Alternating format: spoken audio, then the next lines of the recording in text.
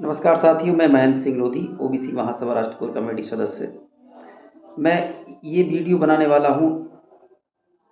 करणी सेना और परशुराम सेना ने जो मध्य प्रदेश की धरती भोपाल में प्रेस वार्ता की है ओबीसी आरक्षण 27% के खिलाफ, उस संबंध में तो साथियों आप विचार कीजिए जो मैं इस वीडियो में बोलूँगा, और ख़ासकर पिछड़ा वर्ग के लोग ज़रूर इस वीडियो को सुनें। साथियों, मध्य प्रदेश में ओबीसी की पिछड़ा वर्ग आयोग जो रिपोर्ट जनगणना की देता है वो कहता है कि 50.9% पिछड़ा वर्ग मध्य प्रदेश में रहता है। लगभग 6.5% 7% के करीब मुस्लिम समाज मध्य प्रदेश में है, जो कि लगभग 90 से 95% पिछड़ा वर्ग में आता है। तो पिछड़ा वर्ग की संख्या लगभग हो जाती है 57% 58%। अगर जनगणना हो जाए मध्य प्रदेश के अंदर तो लगभग 60 से 65% पिछड़ा वर्ग की संख्या मध्य प्रदेश में है। और आप सब जानते हैं कि लगभग 23%, 22.5 लगभग 23% आदिवासी जो हमारे एसटी भाई हैं वो हैं, और लगभग 16-17% हमारे एससी भाई हैं। तो ऐसे अगर अपन ऐड करें तो लगभग 36, 37, 38% हमारे एसटी और एससी के लोग हैं मध्य प्रदेश में। अब आप लगा सकते हो, हिसाब लगा लें कि मध्य प्रदेश में अगर देखा जाए तो लगभग मैं अगर 36 ही लगा लें, 36% एससी एसटी, इसके बाद 58% ओबीसी, तो आप समझ सकते हो कि 94% ओबीसी एसटी एससी माइनॉरिटी समाज मध्य प्रदेश के अंदर है। सिर्फ महज 6 या 7% सवर्ण हैं, जिनमें से ब्राह्मण 1 से 1.5% है, और इसके बाद बनिया और ठाकुर हैं। अब आप विचार करिए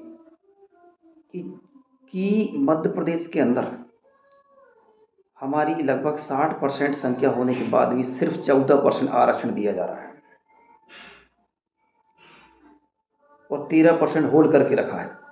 अभी तो 27 की तो हमारी मांग है ही नहीं, हमारी तो है संख्या के अनुपात में हिस्सेदारी की, कि हमारी जो संख्या उसके अनुपात में दिया जाए, और सिर्फ 27% ही नहीं, हम संख्या के अनुपात में भी लेंगे।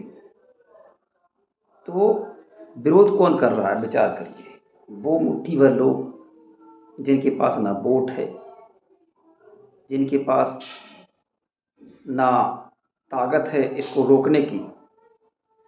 आप सोचिए, मैं एक चीज़ और कहूँगा, करणी सेना, अगर ये करणी सेना ठाकुर समाज क्षत्रिय समाज इसमें है तो मैं इस करणी सेना को बचकाना और एक प्रकार से नासमझ करणी सेना कहेंगे, क्योंकि उसको ज्ञान ही नहीं है कि पिछड़ा वर्ग के बिना पंच भी नहीं जीत सकता है।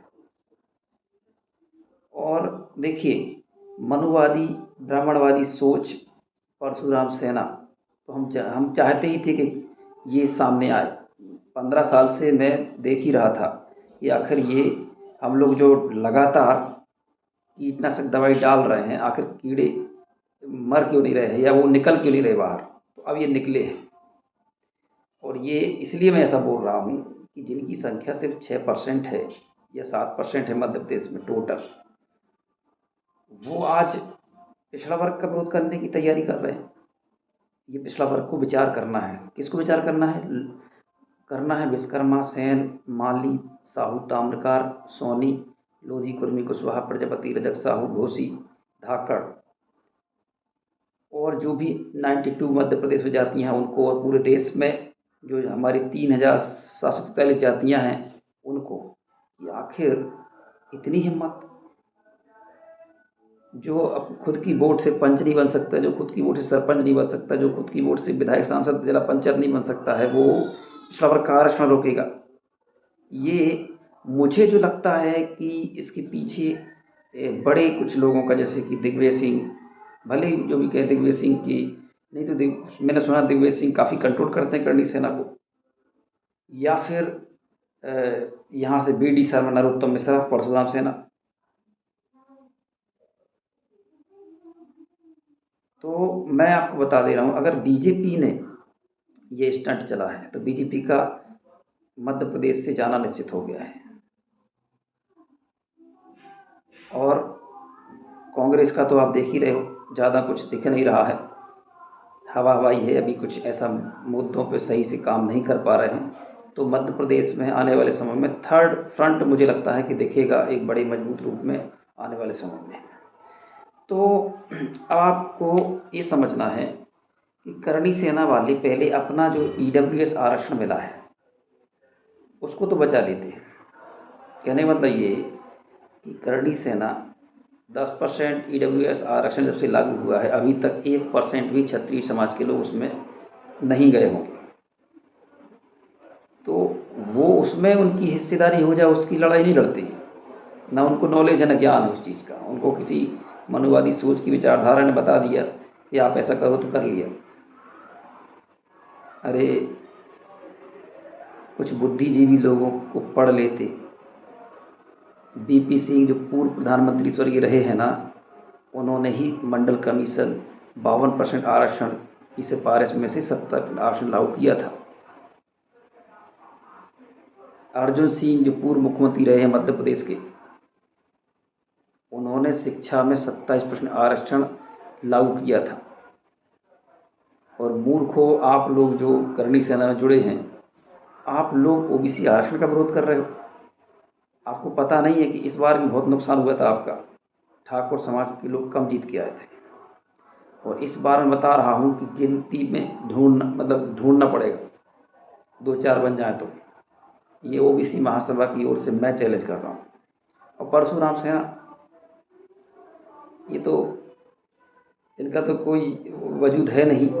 ये तो दूसरों जैसे कभी अभी ठाकुर समाज को हाथ हाथ में रख लिया है। ठाकुर समाज को समझना पड़ेगा कि जो 10% आरक्षण है उसके लिए आरटीआई लगाएं, उसमें पता करें कि एक कौन ये ले रहा है पूरा। ये पूरा ब्राह्मण समाज के लोग ले रहे हैं।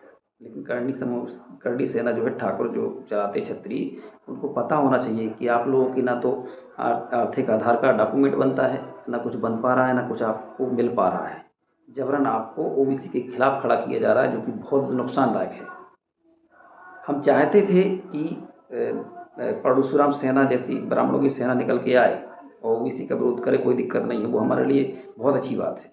लेकिन आपका निकलना आपको बहुत नुकसानदायक होगा, करणी सेना को और उनके नेताओं को। आने वाले समय में हम घेराबंदी करके हराएंगे इनको, ये पक्के बता रहा हूँ आपको। दूसरी बात, ओबीसी महासभा के सभी क्रांतिकारी साथियों से निवेदन है कि 13 तारीख को सभी ज्ञापन दें और इस मुद्दे को भी शामिल करें कि 10% जो ईडब्ल्यूएस आरक्षण है, इस आरक्षण में ओबीसी एसटी एससी को भी आरक्षण दिया जाए। इसमें कहीं भी ऐसा प्रावधान नहीं है कि सिर्फ सवर्णों को मिलना है। सिर्फ बात यह है कि आर्थिक आधार का जो डॉक्यूमेंट है वो आपको अधिकारी बना नहीं रहे होंगे, जिसके लिए हमें आदेश जारी करवाने होंगे। और मुझे लगता नहीं कहीं की कोई ऐसी बात है कि सिर्फ उनके लिए ही है। ये एक परसेप्शन बना दिया गया आरएसएस के माध्यम से कि ये सिर्फ आपको मिला है, गरीब सवर्णों को। आर्थिक आधार का मतलब ये इकोनॉमिकल वीकर सेक्शन, इसमें कहीं भी नहीं लिखा है कि सवर्ण या जनरल या कुछ भी। तो ये आरक्षण सबके लिए है, लेकिन सिर्फ सवर्ण ले रहे हैं। दूसरी बात है कि इन्होंने क्या क्या पूछा, क्या जवाब दिया गया। इन्हें पूछा गया कि आप क्यों विरोध कर रहे हैं, तो कोई बचकानी टाइप की बात की गई। इसमें कुछ भी ऐसी बात नहीं की गई जो कोई सोचनीय हो। हम तो विरोध कर रहे हैं बस, इस टाइप से। तथ्यात्मक कुछ भी नहीं। इंदिरा साहनी की बात करते हैं, उसमें कहीं से भी इंदिरा साहनी का जजमेंट कहीं से भी पूरे देश के अंदर लागू हो गया है। कहीं 50%, कहीं 73%, कहीं मतलब इंदिरा साहनी का जजमेंट जो है वो क्रॉस हो चुका कई बार। और इंदिरा साहनी की जजमेंट इसमें आता ही नहीं है, वो उस समय सुनाया गया था।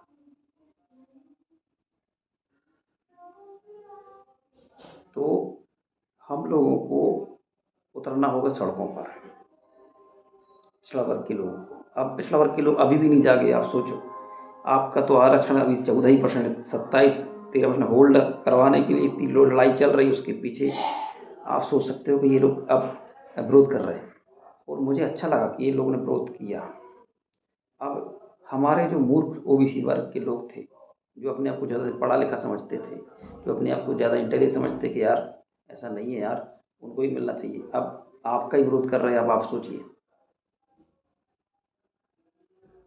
खैर वो जीतेंगे कभी नहीं हमसे, कभी नहीं जीत सकते, क्योंकि ये जो अभी अभी हिंदू हिंदू करते हैं ना, तो हमारे बिना ये हिंदू हिंदू नहीं कर पाते, क्योंकि ये हिंदू मुस्लिम भी करते हैं तो हमारे बिना नहीं कर पाते, क्योंकि इनकी हिम्मत ही नहीं है। और मैं एक चीज़ और कहना चाहूँगा करणी सेना और परशुराम सेना के लोगों से, आप लोगों को पता होना चाहिए कि केंद्रीय सचिवालय जो है उसमें 99% आप सवर्ण लोग हैं वहाँ पे, ठीक है ना। ए क्लास और बी क्लास की जो नौकरी है उसमें 76.9% सवर्ण है। आप सोचिए कि जब केंद्र में बीपी सिंह की सरकार के द्वारा सत्याग्रह आरक्षण लागू किया गया था 90 के दशक में, तो आप विचार करिए कि जब 27% हमारा है और 22% 22% उनका, तो 49.5% होता है।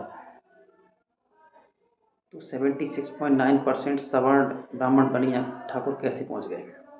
ये षड्यंत्र करके, मतलब इनसे बड़ा षड्यंत्रकारी कोई है ही नहीं। दूसरी बात पिछड़ा वर्ग को समझना होगा ये अभी से आपका विरोध कर रहा है जब सरकार में नौकरी बची नहीं है सरकारी सिस्टम में।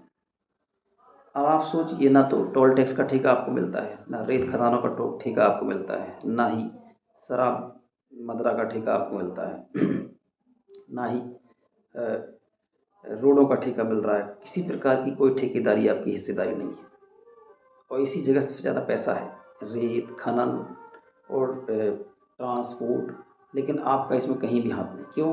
क्योंकि ये सारा का सारा कैप्चर करके रखा है सवर्ण ने। और सरकारी जो ज़मीनें हैं, सरकारी जो बिल्डिंग्स बनाई गई हैं, इन पे भी उन्हीं का कब्जा है, चाहे वो रेस्ट हाउस हो, चाहे वो बिल्डिंग्स हों, कलेक्टर से लेके एसपी से लेके सब जितनी बिल्डिंग बनाई गई हैं, तहसीलदार से लेके, क्योंकि इन्हीं के लोग अधिकारी कर्मचारी हैं, हमारा तो कोई है नहीं। और सारा शिक्षा और स्वास्थ्य भी प्राइवेटीकरण है, पूरे का पूरा इन्हीं के पास है। इसके बाद भी ये 13% जो होल्ड है उसको रोक हटाने के लिए इतनी जो चल रही है, उसको भी, उसके लिए भी ये लोग विरोध कर रहे हैं। आप सोचो, मतलब इस देश के अंदर जाति जनगणना होना चाहिए। और मैं तो कहता हूँ जाति जनगणना सिर्फ जनगणना ही नहीं, डीएनए के हिसाब से भी जनगणना होना चाहिए कि आखिर कौन है वो इस देश की और कौन इस देश की नहीं है। कहीं ऐसा तो नहीं कि विदेशी कोई हो जो हमारा विरोध कर रहा हो और इस देश के मूल निवासियों को बर्बाद करने के लिए इस प्रकार के षड्यंत्र किए जा रहे हैं। नहीं तो एक सामाजिक न्याय है जो उसकी संख्या के अनुपात में हिस्सेदारी मिलना चाहिए। और ये 340 अनुच्छेद जो है 15/4/16 जो है पिछड़ा वर्ग के लिए, उसके निहित हमको अधिकार प्राप्त होते हैं। और एक और चीज़ जो ये कहते हैं आर्थिक आधार पर, तो मैं आपको बता दे रहा हूँ, आरक्षण तो वैसे सवर्णों को मिलना ही नहीं चाहिए, क्योंकि कई हजारों वर्षों से शोषण अत्याचार पिछड़ा वर्ग दलित आदिवासी माइनॉरिटी समाज पे किए गए हैं कई वर्षों से। और किसी भी सवर्ण को जाति के नाम पर प्रताड़ित नहीं किया गया, किसी भी सवर्ण को जाति के नाम पर ऐसा नहीं बोला गया कि हाँ यहाँ पर आप मत बैठिए, कुर्सी पर मत बैठिए। तो जाति के नाम पर प्रताड़ना है हमारे वर्ग ने भेजी, इस सॉरी हमारे वर्ग ने झेली है, ST SC झेल रहा है इस समय। तो ये समझना होगा, पिछड़ा वर्ग के लोगों जागो, विचार करो। वो तो ओबीसी महासभा है आपके लिए पूरे देश के अंदर, करणी फरणी सेना का कुछ नहीं करो, ये कुछ भी नहीं है। और ना ही परशुराम सेना, ये तो बचकाने लोग हैं, इनको तो पता ही नहीं था कि इससे बहुत बड़ा नुकसान होने वाला है। और हम तो चाहते थे कि ये लोग सामने आएँ, और जिन भी नेताओं ने इनको सामने किया है उनका धन्यवाद देना चाहता हूँ कि इनका असली चेहरा अब हमारे पिछड़ा वर्ग के सामने आ गया। जो लोग नहीं जुड़ रहे थे अब वो भी जुड़ेंगे कि अगर अपनी लड़ाई है तो लड़ेंगे। मेरा नाम महेंद्र सिंह लोधी है और मैं चैलेंज करता हूँ दोनों ही सेनाओं कि ओबीसी का आरक्षण रोक के बताना। ये तो छोड़ दो, इस सरकार तो छोड़ो, सरकार के बाप को लागू करना पड़ेगा। और हम संख्या के अनुपात में लेंगे 27%, तो हमारा एजेंडा है ही नहीं। हम संख्या के अनुपात मतलब जनगणना के बाद मध्य प्रदेश के अंदर जो भी हमारी संख्या है वो पूरा आरक्षण हम लेंगे। तो मेरे भाइयों, तिवारी, दुबे, पांडे, चतुर्वेदी, त्रिवेदी, शर्मा, ओबीसी के लोगों, ये आपके हक अधिकारों के विरोधी हैं। जो ठाकुर हैं, ठाकुर का तो पेपर में एक भी नाम नहीं लिखा है। ऐसा तो नहीं कि करणी सेना जी ब्राह्मण ही लोग चला रहे हैं, मुझे लगता है। और जो भी इसके राष्ट्रीय अध्यक्ष हैं और जो मैं उनसे कह रहा हूँ कि आप लोग विचार करें, ये आपका गलत स्टेप है, आपको बहुत नुकसान पहुँचाएगा। आपके पास कोई वोट नहीं है, आप 10,000, 15,000, 20,000 से ज़्यादा कहीं मध्य प्रदेश के अंदर या पूरे देश के अंदर नहीं है। आप पंच सरपंच नहीं बन पाओगे अगर हमारा पिछड़ा वर्ग का विरोध करोगे तो, मध्य प्रदेश में खासकर। तो ओबीसी महासभा के सभी क्रांतिकारी साथियों से निवेदन है कि आप लोग सभी 13 तारीख के ज्ञापन की तैयारी करें और जो 10% ईडब्ल्यूएस आरक्षण है, या तो इसको हटाया जाए या फिर इसमें पिछड़ा वर्ग एसटी एससी के लोगों को भी नौकरी दी जाए, क्योंकि 12 लाख तक की आय वाला व्यक्ति गरीब है, सवर्ण है, और आय वाला क्रिमिनल है, ओबीसी गजब का मापदंड है। ऐसे मापदंड को मैं नकारता हूँ और मैं चाहता हूँ और जल्द ही कोर कमेटी की बैठक करके इसके खिलाफ आंदोलन किया जाएगा। ईडब्ल्यूएस के खिलाफ हम आंदोलन करेंगे पूरे देश के अंदर। आप बड़ा आंदोलन मिलेगा आपको बहुत ही जल्द। आप मुझे जानते ही होंगे, मैं महेंद्र सिंह लोधी, ओबीसी महासभा राष्ट्रीय कोर कमेटी सदस्य।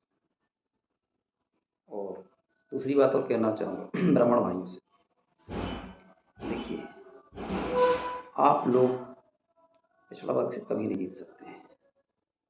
पिछड़ा वर्ग के द्वारा जो मंदिर बनाए गए उन्हीं में आपके कई लोग पूजा पाठ करते हैं, जिससे कि आप लोग पैसा कमाते हैं। धर्म के नाम पे जो पूरा धंधा आप लोगों का चल रहा है, खासकर, है ना, जो झूठा चल रहा है, वो भी पिछड़ा वर्ग पे ही टिका हुआ है। इसलिए ये पिछड़ा वर्ग का विरोध करके आप लोगों ने बहुत बड़ी गलती की है। आने वाले समय में निश्चित ही हम ईडब्ल्यूएस आरक्षण के खिलाफ आवाज़ बुलंद करेंगे और 27% तो क्या 60% भी जिस दिन हम लागू करवाएंगे वो भी लागू होगा। तुम कुछ नहीं कर सकते, ना कर पाओगे। बहुत बहुत धन्यवाद। जय ओबीसी, जय संविधान, जय जवान, जय किसान, जय भारत।